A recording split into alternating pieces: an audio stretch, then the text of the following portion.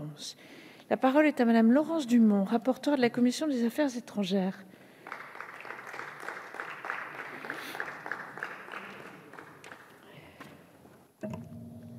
Merci Madame la Présidente. Monsieur le Ministre, mes chers nombreux collègues,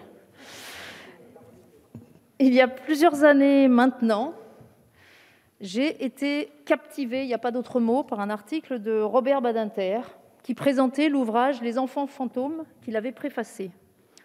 Je l'ai acheté, je l'ai lu, et depuis, à l'Assemblée parlementaire de la francophonie, à l'Union interparlementaire, dans ma circonscription, je n'ai cessé de travailler à faire connaître ce drame des enfants non déclarés à l'état civil dans le monde.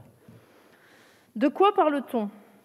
En commission, fin septembre, j'avais commencé par un dessin qui souvent dit mieux qu'un long discours.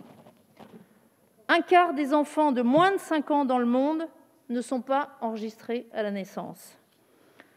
Un quart des enfants de moins de 5 ans n'a pas d'existence légale. Ces chiffres surprennent car peu de personnes sont conscientes de l'ampleur du phénomène. Ils interpellent tant dans un pays comme la France, cela semble impossible, et pourtant même chez nous, cela existe, je l'évoquerai plus loin. Or, la France peut avoir un rôle déterminant dans la gestion de ce problème, j'en suis convaincue. C'est la raison pour laquelle j'avais proposé à Marielle de Sarnez qu'une mission d'information puisse travailler pour décliner les actions que la France peut mener afin de contribuer à donner une existence légale à ces enfants. Je souhaite rendre ici hommage à notre regrettée présidente. Elle aurait apprécié ce débat, c'était son souhait. Elle me l'avait écrit au soir de la présentation de notre rapport en commission, fin septembre. Elle souhaitait aider, je la cite, à faire émerger dans le débat cette grande question. La maladie ne lui en aura pas laissé le temps, mais nous poursuivons ce combat. Le saut majeur, par exemple, accompli avec l'insertion de la promotion de l'enregistrement des naissances et de l'accès à des états civils fiables dans le projet de loi de lutte contre les inégalités mondiales, adopté hier à l'unanimité, y participe. C'est une grande étape par laquelle la France s'engage à agir. Il faut la poursuivre et nos débats d'aujourd'hui peuvent et doivent nous permettre d'aller plus loin. Les éléments du débat sont bien identifiés.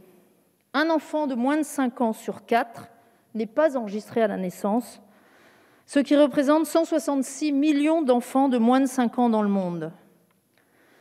Un enfant de moins de 5 ans sur 3 n'a pas d'acte de naissance, soit 237 millions d'enfants dans le monde. D'après l'UNICEF, l'Asie du Sud et l'Afrique subsaharienne concentrent 87% des enfants de moins de 5 ans non enregistrés. Et pourtant, en France aussi, bien que nous ayons un système d'état civil ancien et performant, nous avons des enfants sans identité. Au sein de la communauté rom, parmi les enfants d'étrangers en situation irrégulière et des mineurs non accompagnés, et dans les territoires ultramarins de la Guyane et surtout de Mayotte. Les causes de l'absence d'enregistrement à la naissance sont connues et varient d'un pays à un autre. Le sous-développement est la première cause. Plus un État dispose d'un budget public élevé, plus il pourra créer et gérer des centres d'état civil. Une croissance démographique importante peut aggraver l'effet de ce facteur sous-développement. Le coût de l'enregistrement aussi, ou de délivrance d'un certificat de naissance peut jouer. Le cadre juridique peut être insuffisant ou inadapté. Certaines lois discriminatoires, par exemple, qui empêchent les femmes de déclarer leur enfant.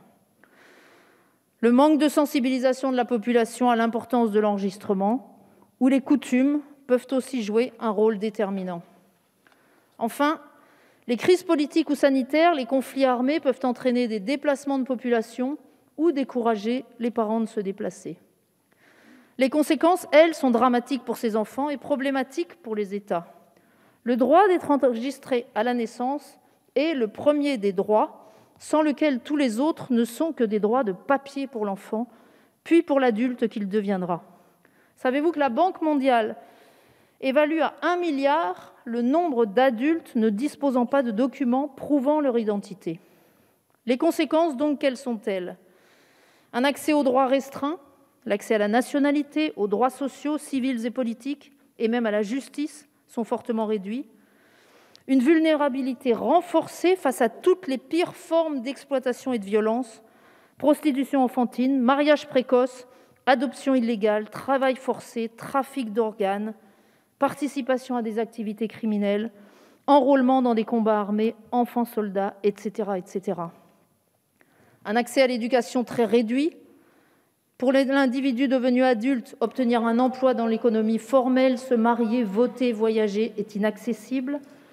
Pour les États, enfin, administrer une population qu'on ne sait pas évaluer correctement s'avère difficile. La tâche semble gigantesque, elle l'est, mais des solutions existent, je dirais même plus. Je ne connais pas d'autres problématiques aussi lourdes de sens et de conséquences et finalement aussi simples à régler. Ce n'est même pas tellement une question d'argent. Je laisse à ma collègue Aïna Curik, avec laquelle j'ai eu le plaisir de travailler, le soin de présenter nos propositions. Je vous remercie. Merci, Madame la rapporteure.